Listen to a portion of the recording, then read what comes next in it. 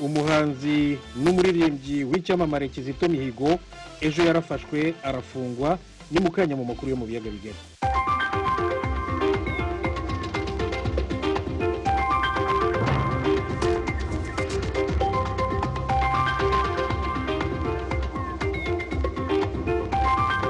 Amakuru y'ibiyaga bigari abanzirizwa nk'uko mubimenyereye nayo hirya no hino ku isi, mwayateguriwe kandi muragezwaho na Aloys Bigirimana. Aloy, waramutse neza? Urakoze Thomas. Tuyahereye mu gisata c'amagara y'abantu.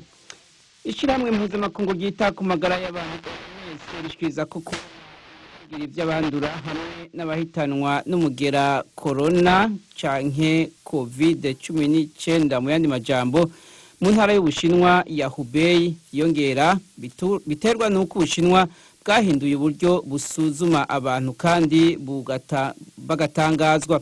OMS ivuga ko uwo mugera utakwiragiye mu buryo buteye ubwoba nk'uko bivugwa, ariko ko Ubushinwa butatanga amakuru uko bikwiye.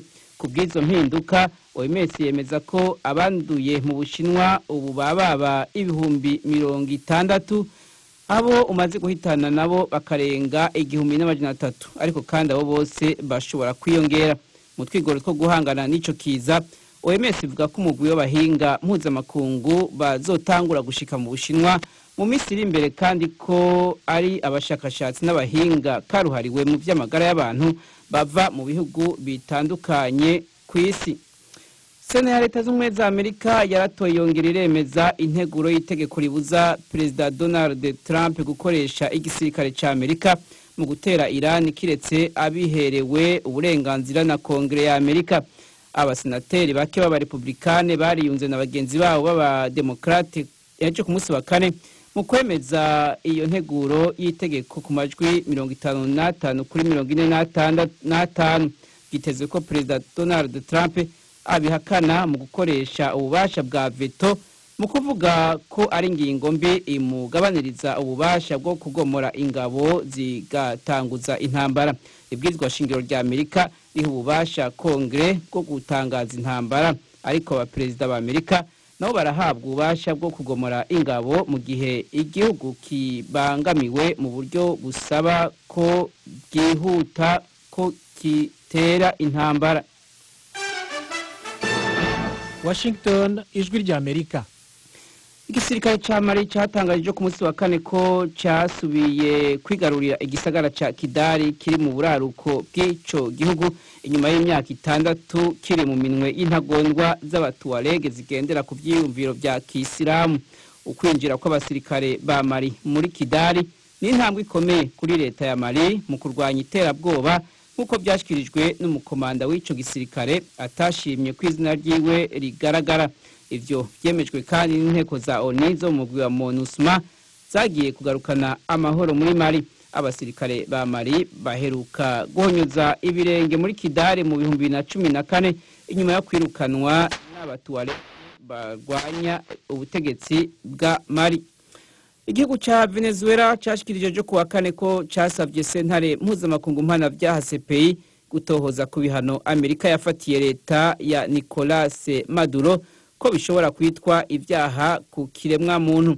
Umushikiranganje wa Venezuela ajejwe imigenderanire n'ayandi makungu Jorge Areaza yashikirije ko ivyo bihano ari ibyaha byakorewe abasivile b'igihugu ciwe. Yabishikirije inyuma yo kubonana n'umukuru wa CPI Fatou Bensouda. Gushika ubu CPI ntaco irabivuga ko. Amerika yafatiye ibihano amahinguriro y'ibitoro ya Venezuela mu mwaka uheze, bituma ico gihugu kibura amafaranga, abanyagihugu baja mu bukene budasanzwe. Leta z'Ubumwe za Amerika yarafashe ubwato bwuzuye ibigwanisho byakorewe muri Iran byariko byerekeza ku baroberi b'abahuti barwanya leta muri Yemen. Byatangajwe n'igisirikare ca Amerika ejo ku munsi wa kane inyuma y'iminsi 4 ubwo bwato bwarafashwe. Amerika ivuga ko kurungika ibigwanisho muri Yemen ari guca kubiri n'ingingo y'inama ya ONU ijejwe amahoro n'umutekano ku isi ibuza irungikwa hamwe n'igurishwa ry'ibigwanisho ku barwanyi b'abahuti. Ivyo birwanisho gushika ubu bikaba biri mu minwe ya Leta Zunze Ubumwe za Amerika. leta y'Amerika kandi n'abatalibane jo kuwa kane baraganiriye ku ngingo y'agahengwe k'iminsi ndwi mu bwicanyi bw'abatalibani muri Afghanistan. N'umushikiranganje wo kwivuna abansi wa Amerika Mark Esper yabitangarije abamenyeshamakuru ejo ku munsi wa kane i Brussels mu Bubirigi ku cicaro ca OTAN, umuryango wo gutabarana mu bya gisirikare hagati y'ibihugu byo mu buraruko bw'ibahari Atlantique. Mark Esper yasiguye ko yagiye kungurana ibyumviro na bagenzi we ba OTAN kuri iyo ngingo. Intumwa za Amerika n'abatalibani bari mu biganiro i Doha muri Qatar, nkuko itorokanizo ry'amakuru ry'Abongereza ribitangaza. Bashobora gushika ku masezerano y'amahoro muri uku kwezi.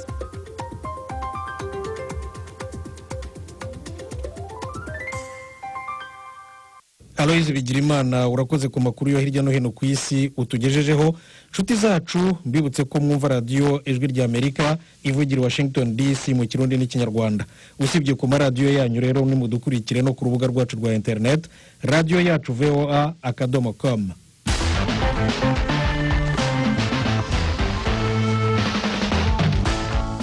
Amakuru mu biyaga bigari tuyahere mu Rwanda. Umuhanzi w'icyamamare Kizito Mihigo ejo yatawe muri yombi, ariko aya makuru n'ubu ntaremezwa n'inzego z'umutekano. Eric Bagira ubusa arakurikirana iyi nkuru.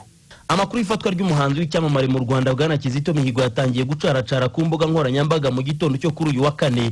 Ni amakuru yakwirakwijwe bwa mbere na TV1 ikorera hano mu Rwanda, ivuga ko nubwo inzego zibishinzwe zitari zakayemeje yo yari ifite amakuru ko bwana Kizito Mihigo yamaze gutabwa muri yombi n'inzego z'umutekano ubwo yashakaga gutoroka igihugu yambuka mu gihugu gituranye cy'u Burundi. Ijwi ry'Amerika ikurikirana ayo makuru yavuganye n'umwe mu baturage bo mu karere ka Nyaruguru mu murenge wa Ruheru akagari ka Remera wabonye uko byagenze maze ayibwira muri aya magambo. Natangiye mubaza uko byagenze. Uko byagenze no kuvuga Kizito rero bamubonye ahantu nyine aryamye mu gashyamba ari impande y'umupaka nyine, mbese haburaga nk'iminota nk'ingahe ngo yambuke umupaka. Nk'ingahe?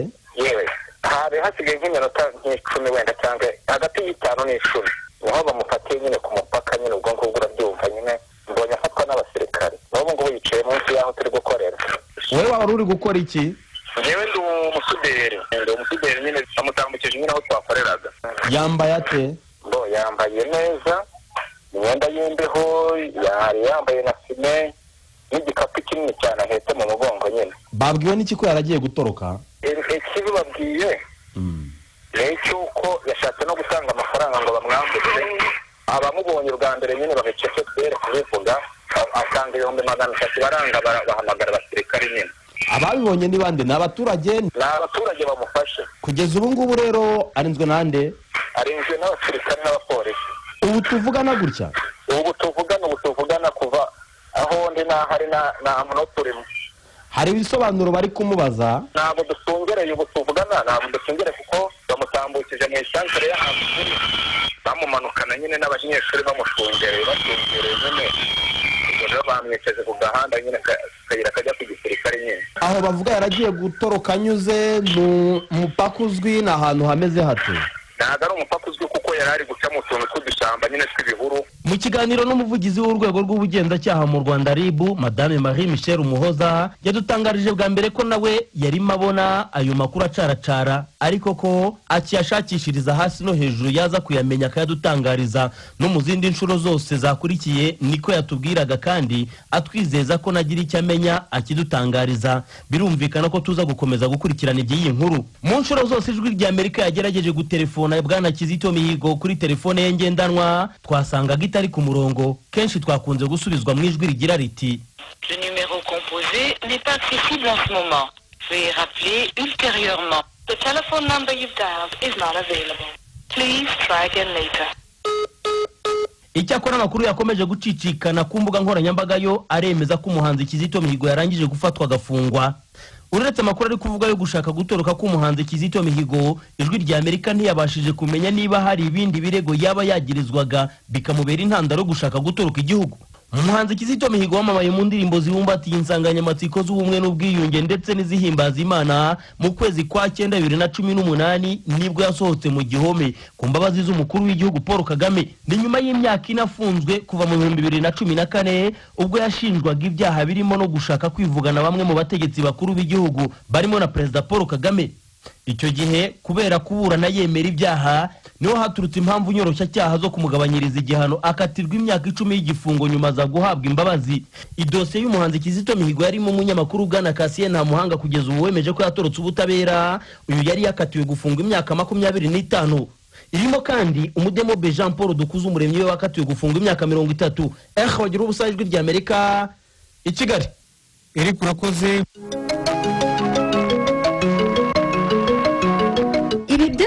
Byasigiye cy'urubyiruko. Ubu urubyiruko rufite indoto zitandukanye.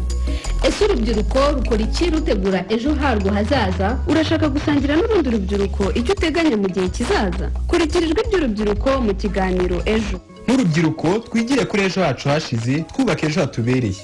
Ikiganiro ejo gitegurwa n'umuryango Ejo Nyiramubande z'urubyiruko. Ikiganiro ejo mugikurikira kuri radio Ijwi ry'America. Ikiganiro ejo. Ikiganiro ejo. Ikiganiro ejo. Ikiganiro ejo. Impanuka ikomeye yaraye ihitanye abantu 7 mu karere ka Kamonyi mu ntara y'Amajyepfo. Ni inkuru ya Kaboyi. Mugitondo cyo kuri wa 4 tariki ya 13 z'ukwezi kwa 2 uyu mwaka hitwa mu Nkoto mu murenge wa Rugarika akarere ka Kamonyi mu ntara y'Amajyepfo habereye impanuka ikomeye ihitana ubuzima bw'abantu 7 abandi 8 barakomereka. Umuvugizi wa polisi y'u Rwanda mu ntara y'Amajyepfo CIP twaje amahoro Silvestre yabwira ijwi ry'America uko impanuka yagenze. Impanuka nibyo yabaye bibaye mu kerera mu gitondo n'ifuso rero yaritwaye ibiti bifite plaque RAB 845M ikaba yavaga Muhanga yerekeza i Kigali iza kubura feri igonga kwasiteri irimo abantu ya RAC 178. Iyi kwasiteri hakomerekamo abantu 8 abagera kuri 6 bitabye Imana.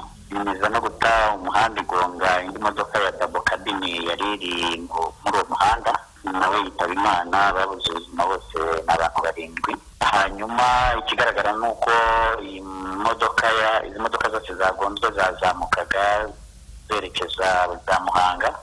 Urundi cyakurikiyeho polisi habayeho gutabara izi nkomere zitabwaho ndetse n'imibiri y'ababuze ubuzima. Benshi bajyanywe CHK abandi bari bakomeretse bakurikiranwa hayobereye impanuka. Uyu muvugizi yasobanuye ko imodoka yari itwaye abagenzi ariyo mu bwoko bwa kwasiteri ikigo cya Capital. Usibye abagenzi 6 bari muri iyi modoka bahise bahasiga ubuzima abandi 8 bakomeretse. Kugeza ubu polisi y'igihugu ivuga ko gishakisha imyirondoro y'abaguye muri iyi mpanuka ngo imenyeshe imiryango yabo. CIP twaje amahoro avuga ko iyi mpanuka ishobora kuba yatewe nuko iyi modoka yo mu bwoko bwa fuso yabuze feri bigatuma igonga izindi. Uyu muyobozi agasanga iyi mpanuka itakoma mu nkokora gahunda ya amahoro yatangijwe na polisi y'u Rwanda. Gusa agasaba abashoferi ko mbere yo gutwara imodoka bajya babanza gusuzumisha ibinyabiziga byabo. Mu cyumweru cya 40 cya gahunda ya amahoro hari byinshi yahinduye cyane mu bijyanye n'umutekano wo mu muhanda. Ntabwo rero twavuga ngo nuko mu nkokora gahunda ya amahoro turakomeza dukangurira abashoferi gutwara ibinyabiziga. Tunaboneraho gusaba abaturarwanda nabo gukomeza gukoresha neza umuhanda cyane cyane bageze muri gahunda ya amahoro bafate umutekano wo mu muhanda uwabo bawugira uwabo. Buri munyarwanda wumve ko umutekano wo mu muhanda ari uwe. Kugeza ubu baba bitabye Imana baba bakomeretse bose bajyanywe mu bitaro bya CHK. Polisi y'u Rwanda yari yeretse gutangaza mu ntangiriro z'uyu mwaka ko impanuka mu muhanda zagabanutse ku kigero cya 17% kubera gahunda zinyuranye zashyizweho.